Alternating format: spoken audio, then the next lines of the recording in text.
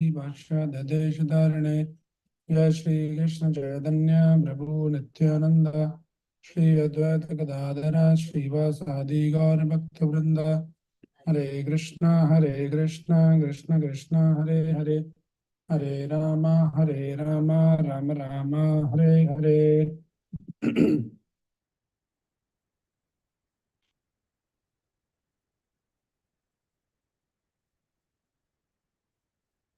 Hare Krishna. So we are continuing our discussion on the series of Navadha Bhakti. So we'll just recite the words before we start our discussion and then we'll continue our discussion. So please repeat after me. And those who are joining us online, you can also repeat. You can also chant on mute. Shri Prahlada Vacha Shravanam Kirtanam Vishnu Smaranam Pada Sevanam Archanam Vandanam Dashyam Sakyam Atmana Vedanam Iti Pamsarpita Vishnu Bhakti Chenava Lakshana Priyade Bhagavadi Yadha Tanmanye Adhitamuttamam.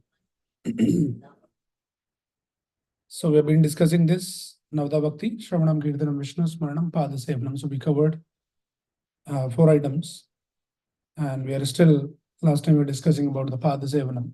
So there are 2 different meanings to understand this Pada Sevanam. One is serving the feet of the Lord, and also serve the Lord by the feet. So we covered just one part of it, which is serving the lotus feet of the Lord. And then we know that Lakshmi ji is the personality who achieved the perfection by serving the lotus feet of the Lord. And we see this always picture that Lakshmi Narayan, that Lakshmi ji is sitting at the lotus feet of the Lord. And we discussed about that how that Lakshmi ji is sitting at the feet of the Lord. It's not some kind of a prototype that female should be serving the feet of the Lord. But basically through that we should understand that Lakshmi ji is like the living entity. And that is the constitutional position of the living entity to always be situated at the lotus feet of the Lord. Right? And why Lakshmi ji? So that also demonstrates that how Lakshmi ji is that whole world, everyone in the world is after Lakshmi. They want Lakshmi. But what Lakshmi want? She wants the seva to the lotus feet of the Lord. So to understand the importance of holding on to the lotus feet of the Lord, so that is the significance of this Pada Sevanam. So that was just one part. And another understanding of this Pada Sevanam is that we discussed that Padau Hare Kshetra Padanu Sarpane, as Amrish Maharaj explains, that our feet should be engaged in Harav Kshetra Padanu Sarpane, going to the pilgrimage place of Lord Hari. One should use the feet. And in fact, Amrish Maharaj goes and he says, Savai Mana Krishna Padar Vindyo, Vacham Se Vakunta Gunanu Varnane. So like that, Savai Mana Krishna Pada, mind should be completely absorbed in Krishna. And then Vachamsi, or words should be engaged in glorifying the Lord. Hand should be utilized in serving the Lord. Feet should be utilized or should be engaged in going to the place of the Lord. Can be pilgrimage place, and Prabhupada in one place says that our temples are like dham. So the actual meaning of it is go to dham. But when sometimes we don't get the chance to go to dham, then where is the dham? Dham is where the Lord is there and Lord's devotees are there to talk about the Lord. That is the dham. Right. Otherwise, if somebody goes to dham also, pilgrimage place also, like Vrindavan, Haridwar or some places. But if going to the dham, if one does not get the chance to associate with the devotees and to hear Krishna Katha, then there's no benefit. It is not dham yatra. It is just covering some location. Just covered one more location, one more place. So going to dham is a different thing altogether. The idea of dham is you go and then you associate with the devotees there, the right devotees, those who are rightly situated. Their consciousness is situated in the service of the Lord. To those kind of devotees, you go associate and discuss, hear about Krishna, which helps you to elevate your consciousness. That's the whole idea of going to any dham. So Prabhupada says, our temples are like the dham. And you go to a temple, you have the darshan of the Lord, and also you hear about the katha of the Lord. And also the dham, the place of pilgrimage, are called the Tirtha Kshetra. So there's another meaning of Tirtha is like the bridge. One of the meaning of the Tirtha is the bridge. So also dham is considered as the bridge between the connection. Bridge is like basically connect two ends. So dham is the place which connects one from the spiritual realm to the spiritual, from the material realm to the spiritual realm. But it is not just by going to some physical location, but you go there and then do what you're supposed to do. So after going to dham, one should not be doing the same thing what we do in our daily routine: eating, sleeping, mating, defending. No, that is not the idea of going to dham. Dham means you should try to engage yourself more and more into some spiritual activities. And then you should get charged. It's like a battery charger. We are all here busy in this world, so many things, we are kind of sucked away. But when you go to the dham, you get spiritually recharged. So that is the significance of going to the dham. And how to go to the dham, actually Prabhupada explains in one place that one cannot go to Vrindavan referring to any dham, any spiritual place. One cannot go to dham by buying a ticket of a train. What it means? By buying a ticket of the train, you cannot go to dham. But one can go to dham only, not by train, but by train unless you train your consciousness. Right. So simply just by train you cannot go, unless train your consciousness how to see the dham. So dham also looks like some other location. Sometimes some places you go, it might look, materially speaking, it might look a little dirty. There's no cleanliness, all kinds of things. And then people say, oh, I thought dham means it should be completely different, out of the world. But it is like the same experience. So yes, it will be the same experience if you don't know the art, how to enter into the dham. So that is why Prabhupada says that one cannot go to the dham by buying the train ticket. But how we see the dham, Prabhupada says, you cannot see the dham by your eyes. We cannot see with our material eyes. But how do we see? We see with our ears. Means, unless you hear about the glories of that place, the importance, the significance of that place, and then what Leela, what pastime that Lord came. Like you go to Vrindavan. Vrindavan is also another location, like any other village or town or something like that. So what is special? So unless you hear from the devotees, what is Vrindavan? What is the significance of that place? Why Krishna chose this place? Krishna came to this place. He performed this pastime.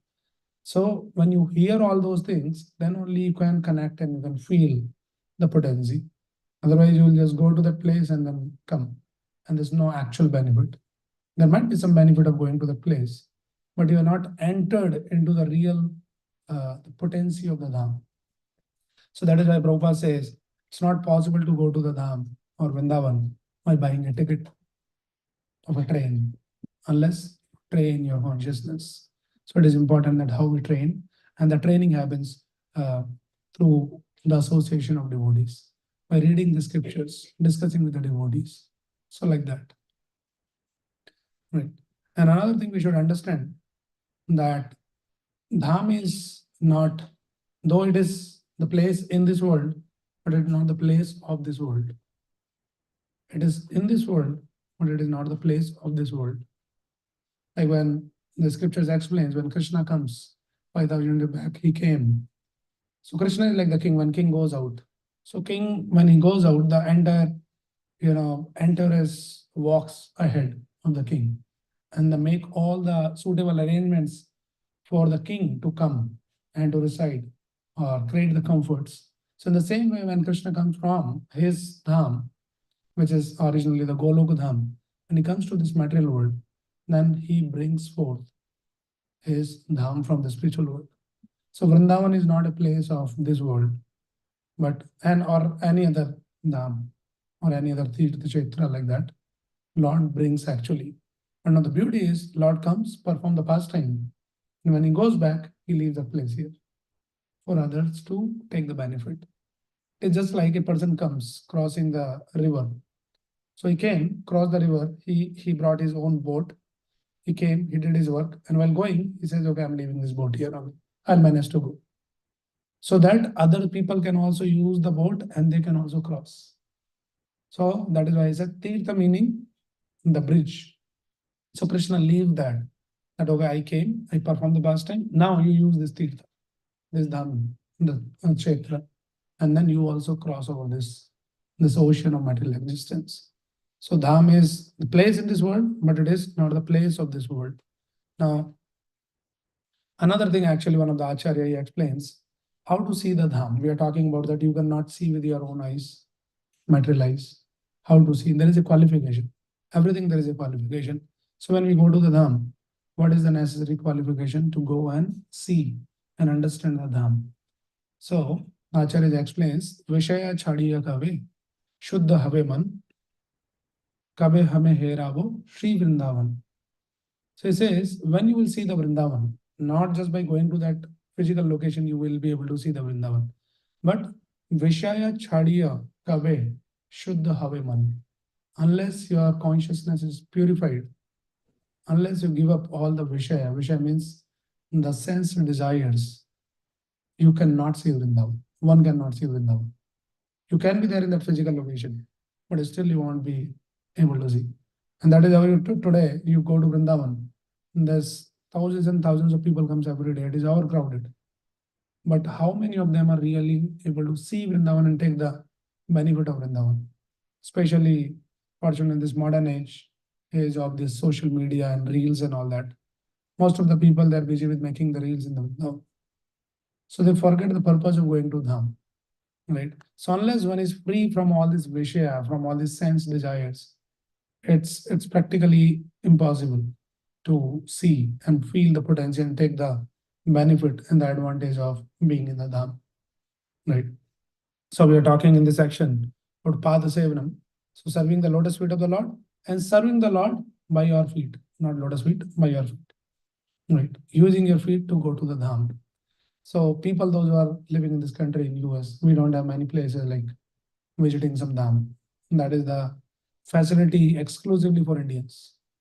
You know, every 2-3 hours you walk any direction, you will end up landing into one Dham somewhere, north or south or east or west. So that is what is the beauty of the Bharat Bhumi. But here, when we don't have that kind of opportunity, then Prabhupada explains that our temples are like the Dham. So come to the temple, have the darshan of the Lord, and then hear something about the Lord, do some seva to the Lord, and that is the whole purpose of going to any Dham. Right? So that benefit can be achieved by coming to the temple, which has been established by a pure devotee like Srila Prabhupada. There is a potency.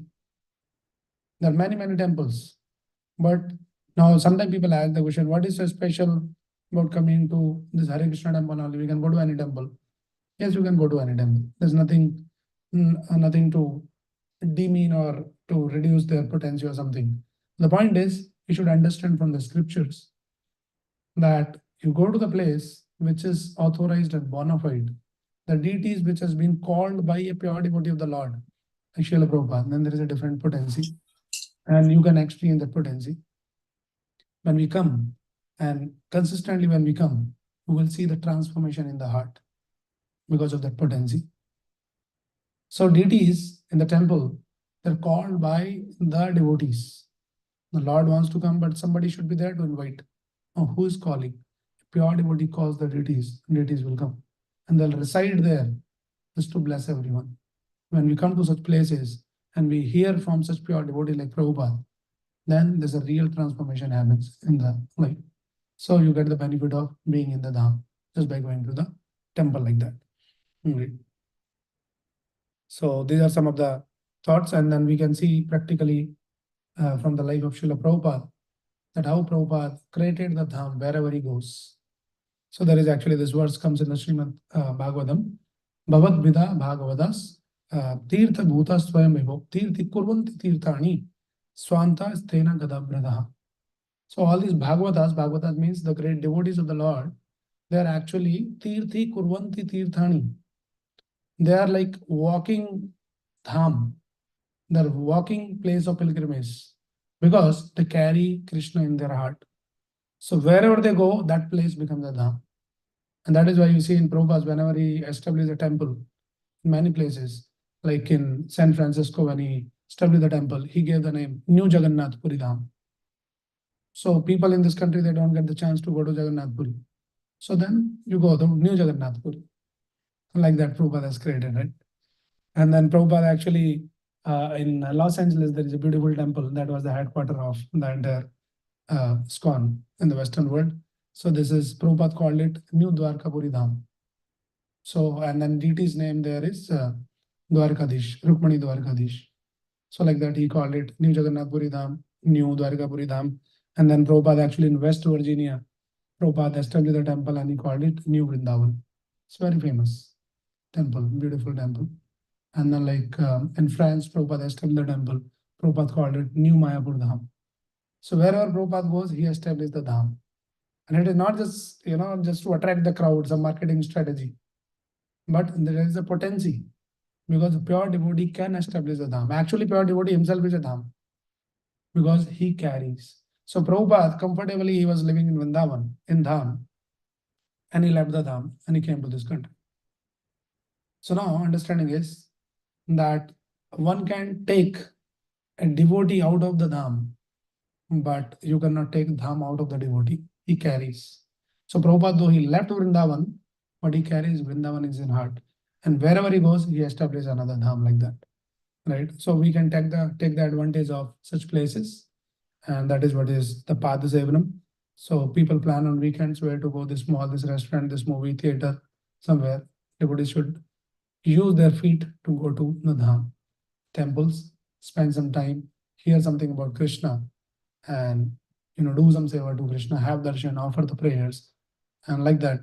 So that the whole idea of this understanding of the Pada Sevanam. Use your feet to do the seva to the Lord. Okay. So these are some of the thoughts about this dham.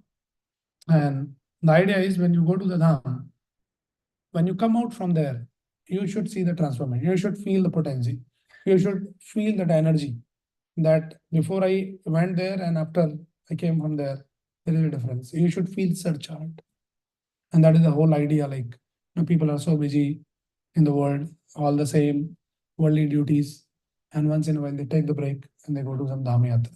Nowadays, people won't choose to go to dham yatra, but that was the Vedic system. They'll go spend some time, so they get spiritually rejuvenated. Right? And many times, like you'll see nowadays, people put on some t-shirts and then say, I lost my heart in Vrindavan. All right. So that's the actual idea, that you should go and you should get so influenced, so fascinated by the potency of the dham and the darshan and the katha, and such a spiritually vibrant place, that you literally should be able to lose your heart. Right? So they can't do that. So they at least print on the t-shirt and put on and feel happy.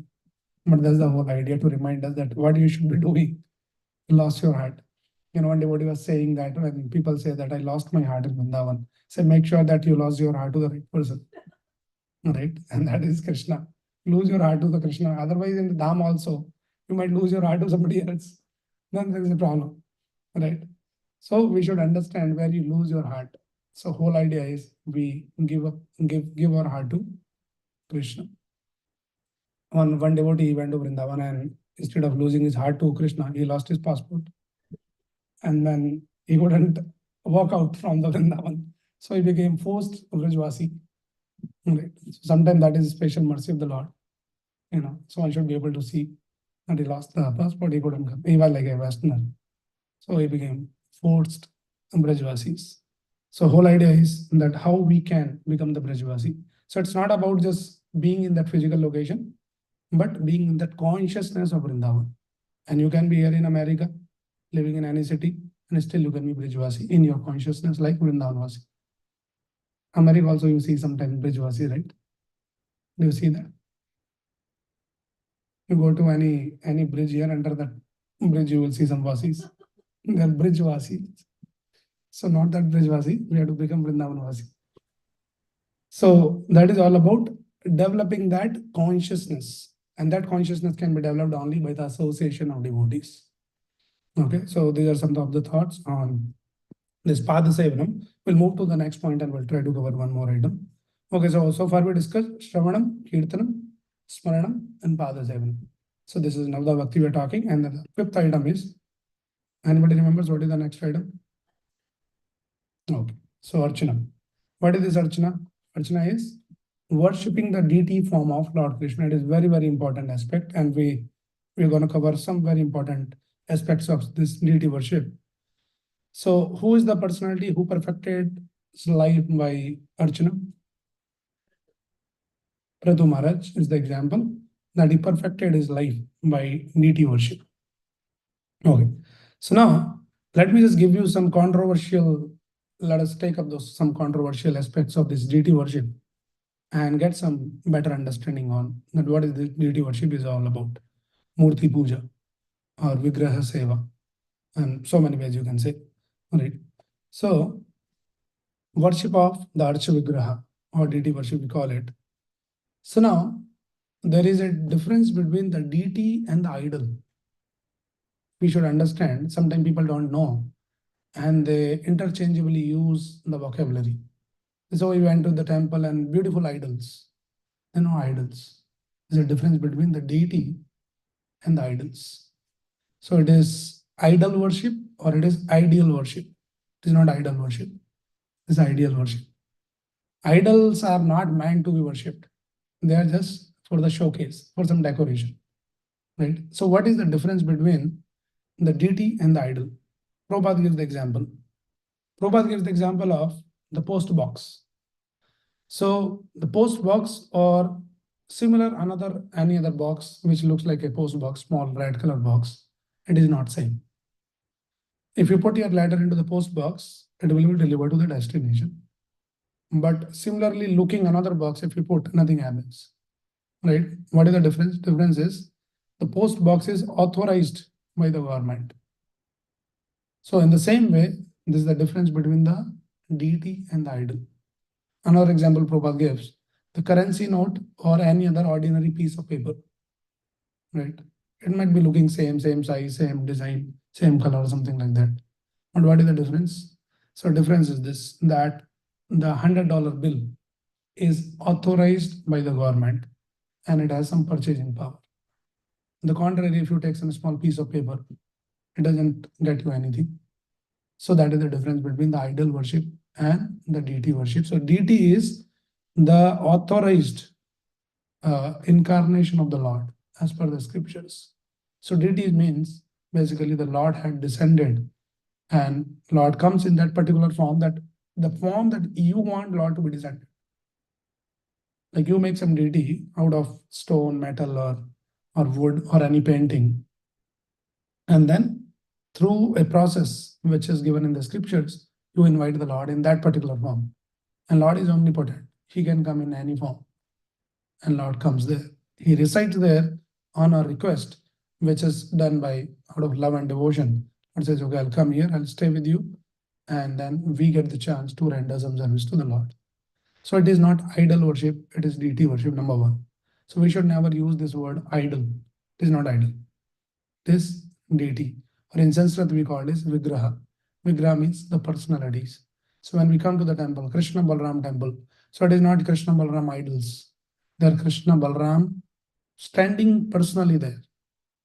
Now one should not think that, oh, Krishna Balram's representation through those deities. No, it's not a representative. Deities are not the representative of the Lord. There's a difference. If you say deities are the representative of the Lord, means they are not the Lord. They are representative. And the understanding is they are not representative. They are actually Lord himself. And they comes. So that is the understanding that we derive from the scriptures.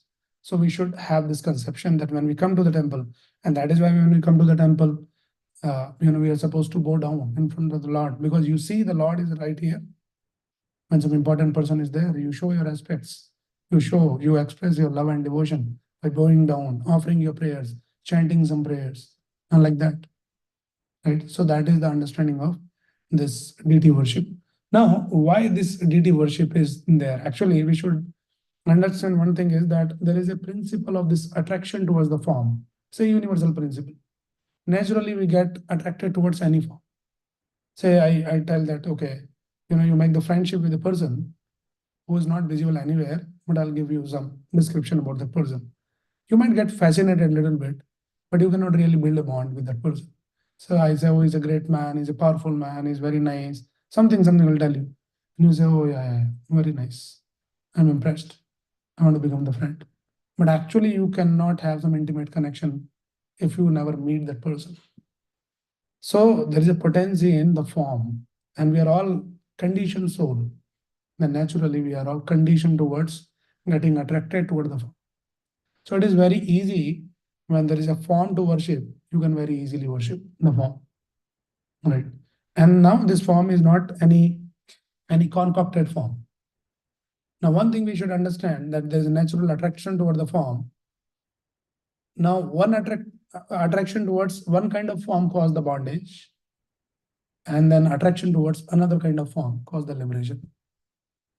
If we get attracted towards the form of this world, the people, every one of us had a form. You get attracted. You get attached to this form. My husband, my wife, me, myself, we are so attached. My body, and all of that. That caused the bondage. How to break this bondage? So you get attracted to another form. And that form is the transcendental form of the Lord in the deity form. Right. So that is what is the deity has been there. So that you can transfer your attraction from all these worldly forms, which are all temporary by nature, to the original transcendental eternal form of the Lord. And that will cause the liberation. If you get attached to that form, develop some attraction, some affection to that form, that will cause the liberation. Okay, so I'll take some questions. So one misunderstanding about this thing is, okay, now there are different kinds of people, they have the different conception. Many people, they are transcendentalists, they condemn the deity worship. They say, no, deity worship is for the neophytes. Ultimately, you should go to the impersonalism, go and merge into Brahman, some light, some energy. This form and all is concocted because those who are not able to understand the Brahma, then they need some form in the beginning. And then gradually they can, ultimate goal is to go and merge into some light, some energy like that. Why? Why this understanding is coming is because they understand the form caused the bondage. That we also agree. And any form of this world cause the bondage. If you get attached to any form or anyone, this world, they cause the bondage. So their understanding is getting attached to the form is the cause of bondage. So there's no form anymore. Lord is formless, impersonalism. This is all Mayavadis, Brahmavadis. Their understanding is no form, impersonalism. It is just like somebody gave you the fake currency, and when you use that fake currency, you wouldn't get anything. So you lost faith in original currency also. So the form in this world, all of us, we are like a fake currency. We didn't get anything out of that. But the Lord's form is not fake currency. It is the original currency.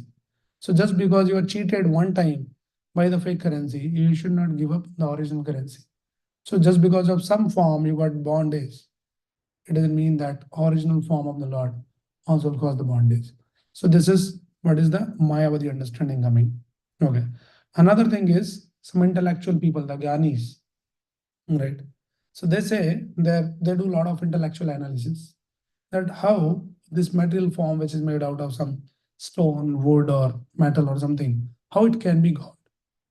Intellectually, they're thinking now, right? It is just like a child is thinking this small piece of paper, how it can get me the chocolates. So what is lacking? The child is lacking is not what looks like a small piece of paper.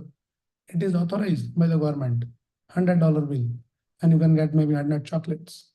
But the child is immature, innocent, not intelligent. So you won't understand the potency of that small piece of paper. So in the same way, these people won't understand and how Lord can come in any form. And they keep just intellectually analyzing, keep analyzing, and how Lord can come in some small matter like that. It is not possible. So they reject the deity worship.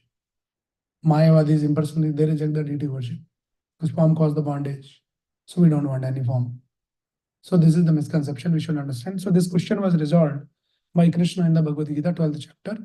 Arjuna asked the question, right? And then straight away that Krishna answers, Evam satate yuktaye bhaktas tvam paryupasate ichapi akcharam avyaktam tesham ke yogut. So Arjuna asked this question that which is better, worshipping the form of the Lord or a formless, which is better?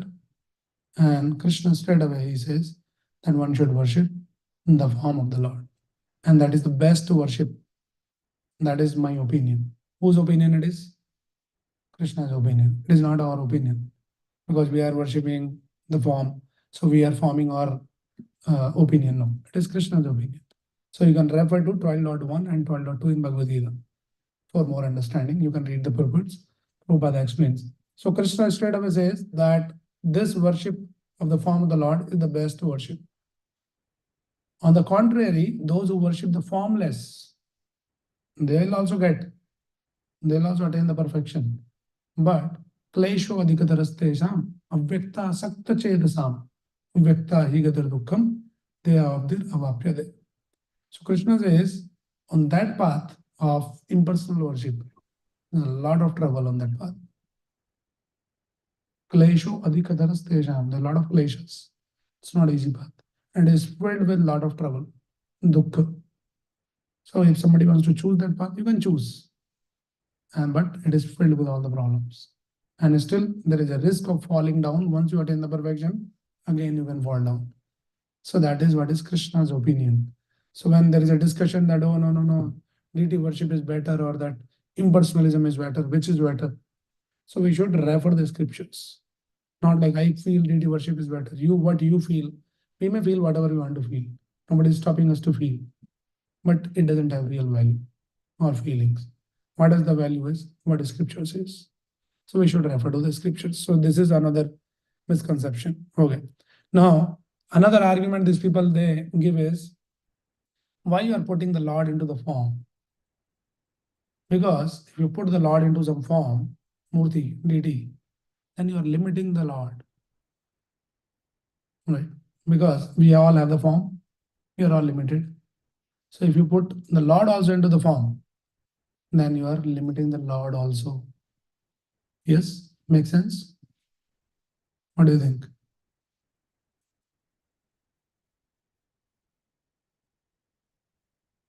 Okay, we'll take up these questions. You keep putting in the chat. At the end, we'll take up the questions. Okay, so anybody wants to answer that if we put the Lord into the form, then you're limiting the Lord. If you're saying no, you're not limiting, please explain why you're not limiting, how you're not limiting. Because we have the experience, the form has the limitations.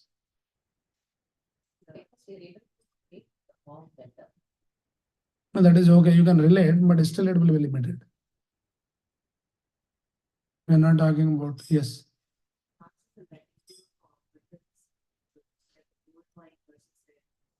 Yes, you're very close to the answer. So answer is, it is not the form which limits the person. It is the matter which limits the person. So we think form is limiting. No, we are not limited because of form. We are limited because of our form is made out of matter, Panchabhuta. But Lord's form is not made out of matter, earth, water, fire, air either. Lord form is made out of Satchidananda substance. So then he is not limited. What is limited is matter is limited. So Lord is not limited by the form because his form is still Satchidananda form. This is unlimited. And we have the example that how Krishna, though he was a small child, baby, but still he was all powerful Lord. He killed the Putana when he was just 3 months old. So like that, he lifted the Govardhan when he was 7-year-old. So he's always all powerful. Right.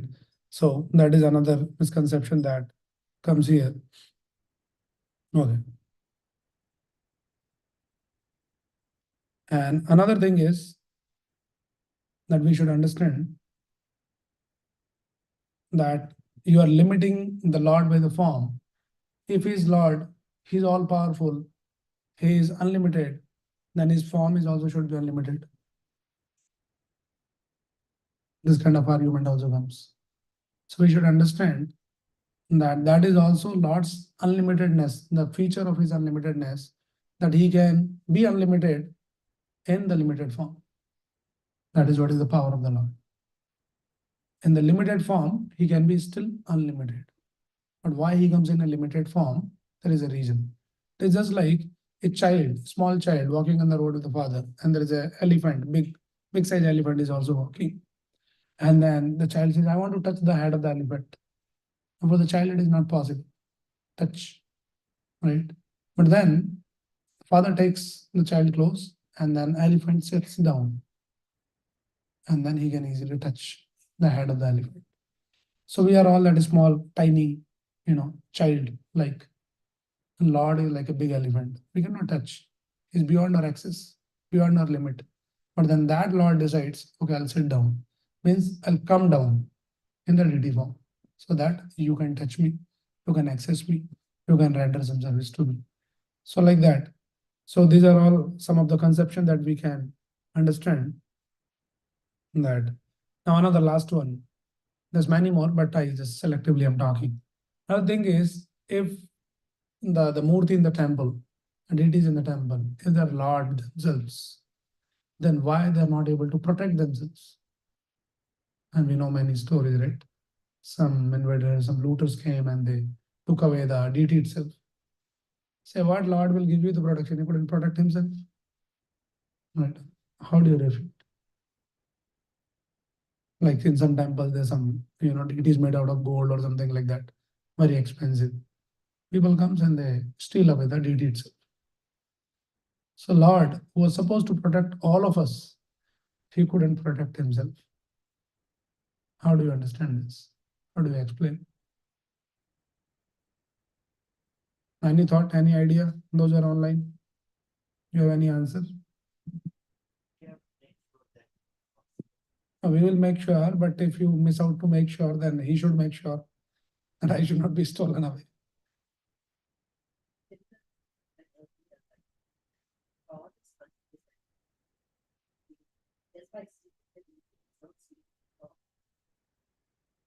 Nobody is God himself. Like say, I am the person. If somebody comes and try to kidnap me, I should be able to do, of course. So if I couldn't protect me, it means I was not powerful enough. 5 people came, they just picked me and they just kidnapped me. So then say, oh, this poor fellow, which are a lone person. 5 people came and then beat him up and kidnapped. So he was not powerful. Understood? Lord is all powerful. How? Somebody comes and steals and kidnaps the Lord. These are the kind of arguments that all these atheistic people will put forth to shake your faith. And then when we don't have the answer, they'll give some bogus answers. Say you are going to a temple asking Lord, please give us the protection. Look at your Lord. He couldn't protect himself. And some of the temples you go like some, ancient temples in India. Unfortunately, many temples are not well maintained and all that, right? So somebody goes and offers some sweet to the Lord. Some rats come, they eat away that laddu or something. Say Lord couldn't protect his own laddu, but he'll protect you, right? Some flies are just roaming, and sometimes you say on the deity, some insects, some ants are just lingering. So you say, what is the Lord? He couldn't protect himself, his own body. So we should understand one thing here is very important point is, see, the Lord comes in different incarnations, different forms. One of the incarnations of the Lord is this Archa Vigraha, deity form. Lord comes in the Nam Avatar, in the form of the holy name. Lord comes in the form of the Granth Avatar, in the form of the scriptures. So the different forms, different incarnation and different forms of the Lord have a different purpose. Every form of the Lord is not meant to show the magic or show the power. It's a different purpose. So like the holy name, its purpose is different, to purify your consciousness. The Granth Avatar, the scripture, like many times you'll see, some atheistic people, they burn the Bhagavad Gita. They'll do some protest and those kind of things. Say you are saying the Bhagavad Gita is the incarnation of Krishna, somebody just burnt it away. So where is the potency? Potency is not in showing the magic or power or something that you should not be able to burn it. That I am putting fire, but it is not catching the fire. and that is the potency of Bhagavad Gita. No, that is not the potency of Bhagavad Gita. Potency of Bhagavad Gita is anybody who will sincerely read under the guidance of a bona fide teacher, his heart will transform. That is the potency of Bhagavad Gita, and that potency should be seen in that form. Say, no, they should not be able to burn the Bhagavad Gita. Then only will understand Bhagavad Gita is very potential. Not like that. So deity's purpose is not to show some power or some magic. See, some thief comes and try to steal the deity, and Lord comes out from the deity and beat him up. Right? It means like Lord is coming darshan to the chore. And devotees are, they're chanting Hare Krishna, waiting when Lord will give the darshan. And then it is better to become the chore than becoming a devotee to get the darshan. So the deity's way of reciprocating is, basically the purpose of deity is to reciprocate with the devotees. When we go and sincerely start worshipping the deities, then you will see the reciprocation in the devotees. Your heart get fascinated by the deities. People get attached to the deities. And that is what is the potency of the deity. You won't get attached to any other stone, idol. Like, beautiful, some stone, something is there, and I got so attached. You don't get attached. You may appreciate it because it's beautiful. But to the deities, people get attached. They get attached to the extent that without them, they can't think of their life. And that is what is the potency of the deity form.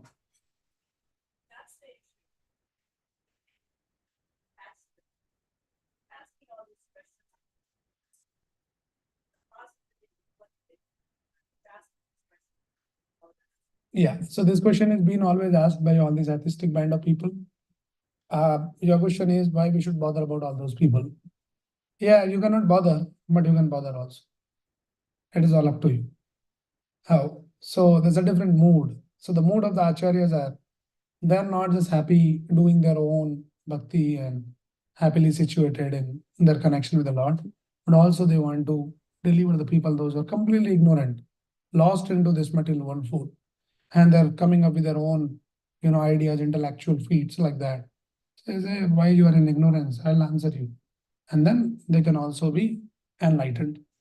That's the whole idea. If this kind of answers were not, this kind of questions were not answered, then probably many of us have not been fascinated to all this knowledge and would have not taken up the process very seriously. We would have taken it like, oh, this is all sentimental thing. If you like, you do, you don't like, you don't do. There's nothing logical. So, yes. So if we are well versed, at least it helps us to maintain our faith, number one. And also you can help others if you wish. So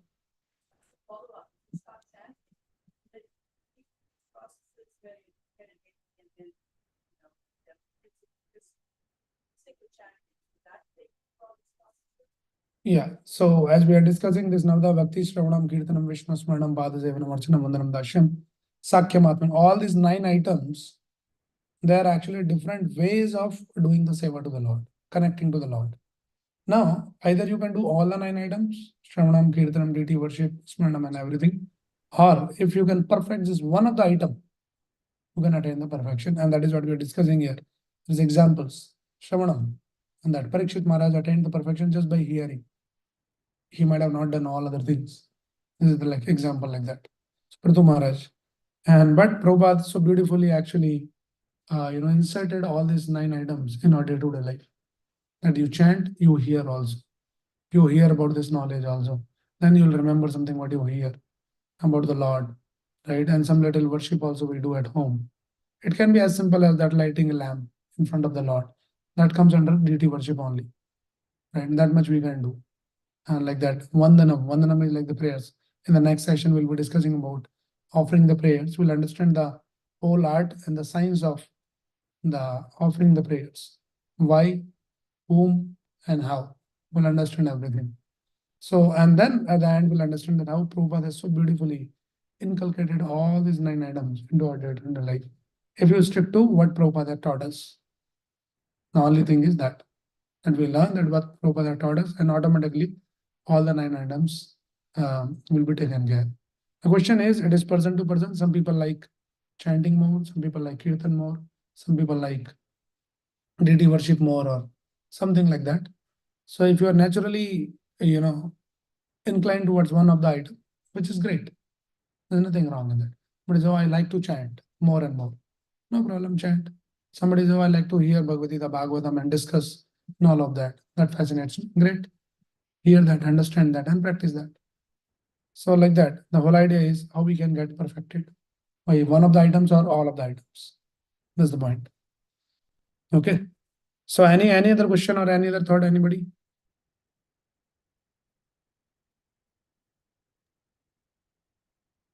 Sanatana Prabhu, I have one question. Yes. So how to know it's a service or it's karma? Okay. So when you are doing something in the temple, it is service or you are just doing some ordinary karma. It's very, very simple. That seva is done always under the guidance of Guru, Sadhu and Shastra. So when Guru teaches us and the devotee guides us, and it should be based on the scriptures. That is the seva. We cannot create our own concocted ideas. Oh, my seva to the Lord is something, that like many people, they go and give some liquor bottle to someone.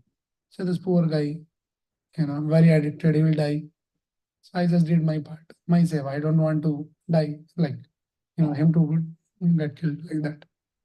So we should know that what should be done, and it should be done under the right guidance of Guru, Sadhu, and Shastra. That is the only seva. It's all concocted ideas, especially in this modern age. It is very fashionable that people want to do something which catches the attention of everyone, something different. Whole idea is how to catch attention of the crowd. It may not be the seva. So seva should be under the taken guidance from the Guru and Sadhu and Shastra, and then that will be seva. Okay, hope it answers your question. Thank you. Yeah. Thank you, Prabhu.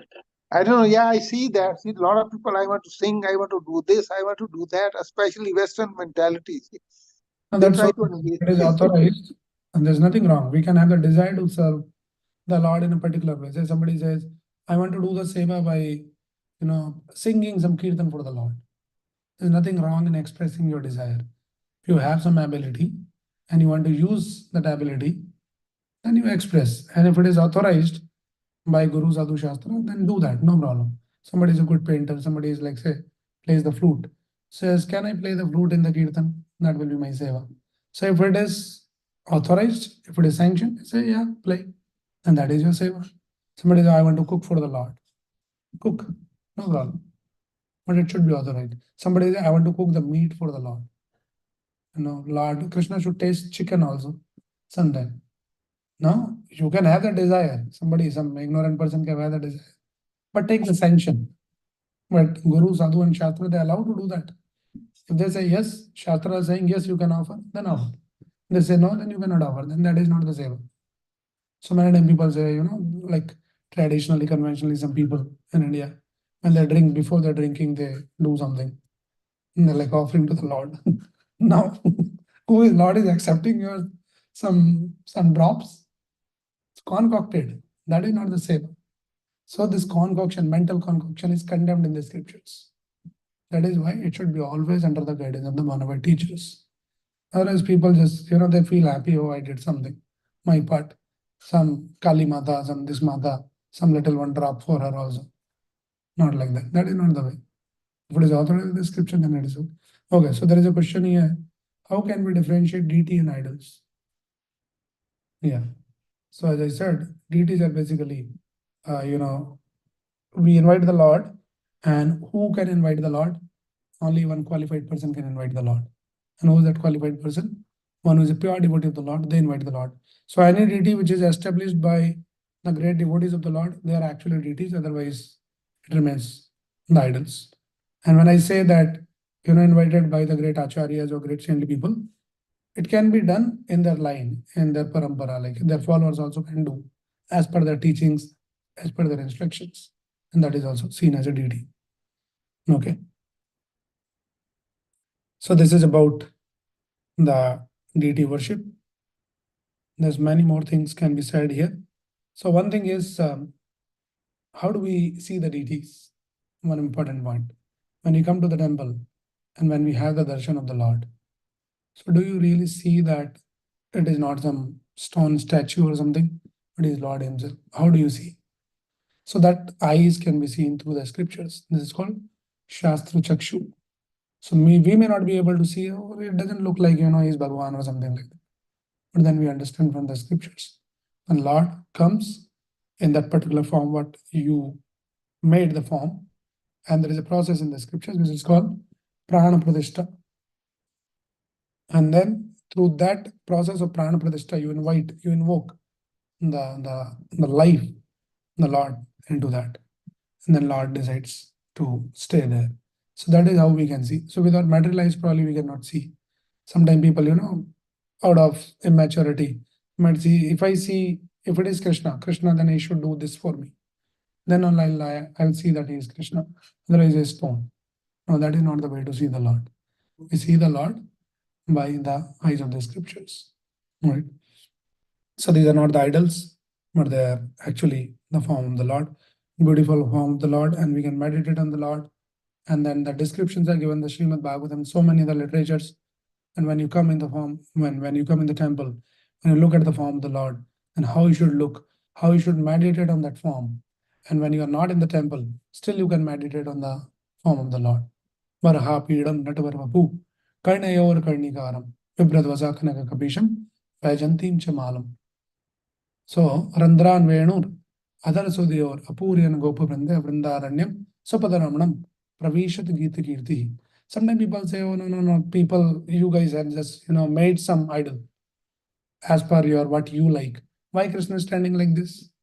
You would have stand straight also, because maybe you like this. So this kind of descriptions are given in the scripture, the Lord's form. And based on those scriptural references, the forms are made, actually carved. And then Lord comes. So the description are given. Varha Pidam, Natavarvapu. Lord's form is Natavarvapu. He is like a dancer.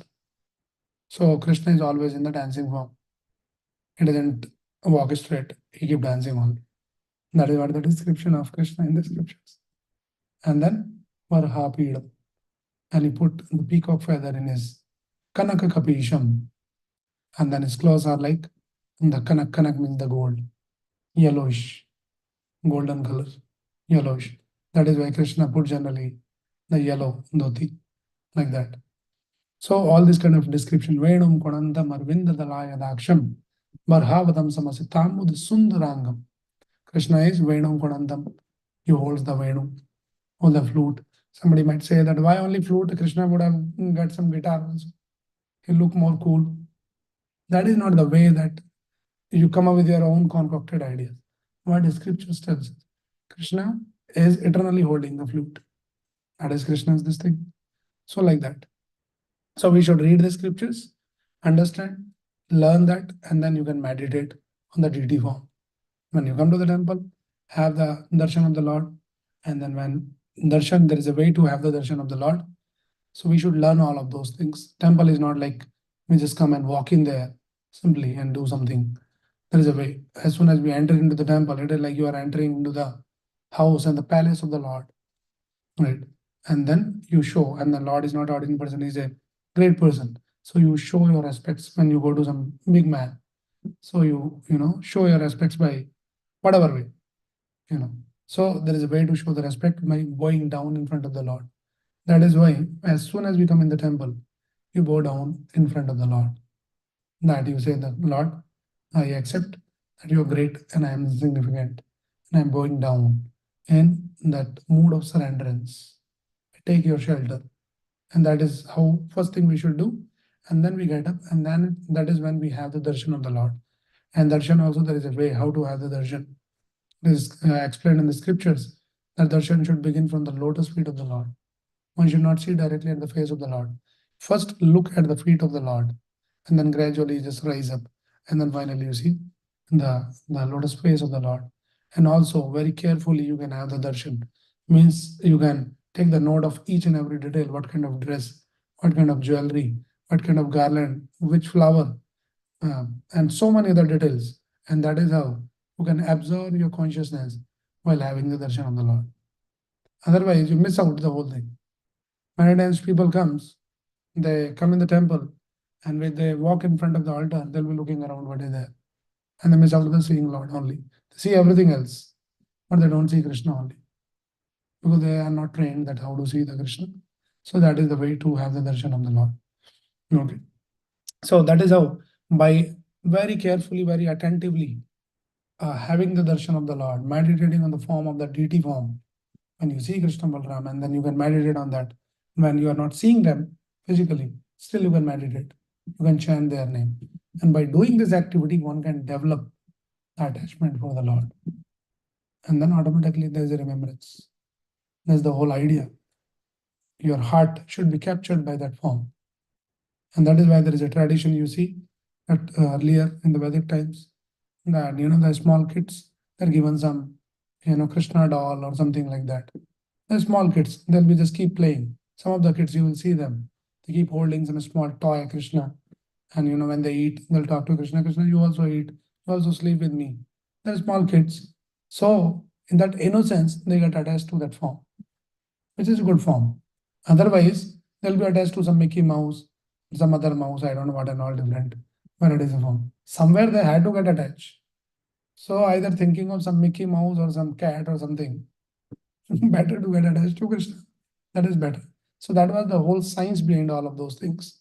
So this deity form of the Lord helps us to develop our attraction and attachment to Krishna. So as much as we get the chance, we should come, have darshan, think, meditate, and most importantly, do the seva to the deities. That is the fastest means to develop that attachment. When you do some seva to someone, you automatically get bond with that person, right? And that is what happens nowadays. In the modern days, all these equations are messed up, but in the earlier time, in a very young age, a boy and girl, they get married, and most of the cases, many of the cases at least, when they get married, they're not even seeing each other before they get married. Parents fix the marriage and they see after the marriage only, right? At least husband will get to see the wife's face, because while marriage also she might be covered with some this thing, and he see after the marriage only. So actually there's no attachment, there is no love, there's no feeling for each other. But then if you see, like nowadays things are different, but in the olden times, our parents or grandparents, they lived their life like 50, 60 years committed to each other. And how they got into the relation without even seeing each other, without even talking to each other. They don't know what kind of person, boy or girl, but still they're very, very committed. Why? Because there is a culture of seva. The wife serves the husband. And of course, husband also serves the wife in a different way. That, the husband has to take care of the wife, some needs, some emotional support. She leaves the home from the parents. She might feel, she might be missing parents. Then who's the support? Husband is the support. And he should make sure that wife should feel always that I'm there for you. You can share your heart. And this is the exchange of the seva, service to each other. They develop so much a bond.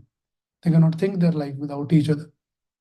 So that is the power of this seva. So when we render the service to the deities, not only just coming and having the darshan of the Lord in the temple, but also we should ask the question, how I can serve these deities, how we can serve Krishna Balaram. Can we do some seva to them? And by that seva, we develop the attachment. Right? So that is the way. And if somehow or other we can develop little attachment for the Lord, the deity form of the Lord, or the holy name of the Lord, or in any form of the Lord, and that is what is considered as the perfection of our human form of life. That's the whole idea. And that is why this kind of concepts of deity worship and all this has been given in the scriptures. Okay, so these are some of the thoughts, many more, but I think I'll stop here. Let me see if anybody has any quick question or any comment. Anyone online? You can unmute yourself and ask the question if you have any. Yes. Cannot be related to today's discussion, but we know what has happened. But some of the strong devotees goes on the they got attacked. But it's a Lord is not. Yeah, Lord can help, but we should understand what is Lord's help. We want Lord to help the way we want the help. So Lord knows better than us that what kind of help I should be doing. Right? When Sudama goes to Krishna, right? And then he was very, very poor, wretchedly poor. And when he goes, and then he met and all that episode, we know that how when Sudama returned back, so that whole his house become like a palace. His wife, adorned with all the nice clothing and jewelry and all of that. He wouldn't even recognize that I came to the right place or some wrong place. So Lord gave so much riches to him. So one of the reasons has been explained that Sudama also a tinge of little pride was there in him. What was his pride? That there's nobody poor than me.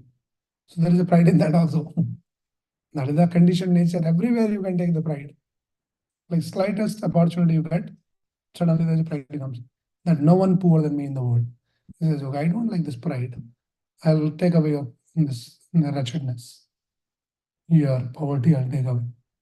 Right? And many a time when people hear this kind of narrations, they get fascinated. Say, Krishna should show the mercy on us like the Sudha. No, that is Krishna's discretion. He want to show the mercy like Sudama on you, or Krishna can take away all your richness also sometime to show the mercy. That Krishna will decide how you want to protect you, how you want to help you. So we cannot dictate Krishna that you help me this way only. Then only I'll consider you help me, otherwise no. Krishna knows better.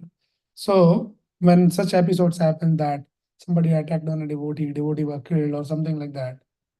So it is very difficult sometimes with our limited intelligence and all that. What is Krishna's plan in that? So many things can happen. Krishna is very expert. And when people play the chess, some expert chess player, he knows like 4 or 5 moves ahead. He could see because he's very sharp. But Krishna is so expert, he can see thousands of moves ahead. Today I'm doing this. What I want to achieve through this. We are very limited and tiny to understand how Krishna is helping us. That is what I would say. Okay. So can you help with the distributing the beats? Prabhu, I have a question. Yes. Yeah, the deities at home, will they be considered as deities or idols, Prabhu? Yeah, they're all deities. As I said, the simple criteria is it should be authorized by a bona fide guru. So it means when we do any deity worship or the process of bringing the deity, establishing them and then worshipping them under the guidance of a bona fide guru. Right. So we are all doing under the guidance of like Prabhupada. So it is understood.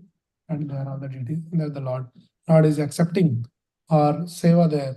That is why whenever we do the deity worship, we always do the deity worship through the guru. Like we see Prabhupada's photo we keep, and then our understanding is whenever you are offering anything to the Lord, either it is arti or bhoga, food offering or anything, we offer to the guru. We chant Prabhupada's mantra and then Krishna's mantra later. Prabhupada and then Chaitanya Mahaprabhu and then Krishna. Understanding is that we are worshipping the deity through a pure devotee of the Lord, actually Prabhupada, the Guru, the Acharya. And then Lord will accept that our seva. So yes, we can do that. That is the right way, bona fide way of deity worshipping, and Lord will accept our seva. Okay, Prabhu. Also, I have another question. I mean, it's common sense, but still, like, why are broken deities not allowed to be at home? Yeah, it is just like, when this body is kind of distorted. Of course, we don't change the body like that. But that is what Krishna says, Vasham se jirnani yatha vihaya. When this, like somebody, the clothes are torn, and it is unusable, then you change better you discard them and get the new cloth, something like that. So when the form, the deity form, if for whatever reason it is distorted, broken or something like that, so then the scriptures say that is not the way that Lord should be residing and receiving your seva through that broken form. So that is why it is not allowed to keep and continue worshipping in that broken form. Okay? Thank you, Prabhu. Okay. So the easiest form of worshipping the Lord has been recommended in the scripture is this particular incarnation of the Lord, which is Nam Avatar. Of course, along with that, we can do the Vigraha Seva also. We can offer the food at least. That is what minimum we can do. Not much. We'll light a lamp, some agarbatti, some incense, some arti, some flowers you can offer. Krishna says, Patram, Pushpam, Phalam, Doyam. Yo me bhaktya parasya. This is a little flower, some little fruit, little water, some tulsi leaves. You can offer that to the Lord and sit in front of the deity of the Lord. Now, deity does not mean necessarily like you have to have the big the deity. If you can have, great. If you cannot have, you can have some nice picture of Krishna. And that also you can worship. It's all same, potency is same. Right. And then you can sit in the form of the Lord and chant your Hare Krishna mantra there, and you get the potency. Okay, so now let us chant. We are all sitting in front of Krishna Balram. So we'll chant Krishna's name. Jai Shri Krishna Chaitanya Prabhu Nityananda Shri Advaita Gadadhara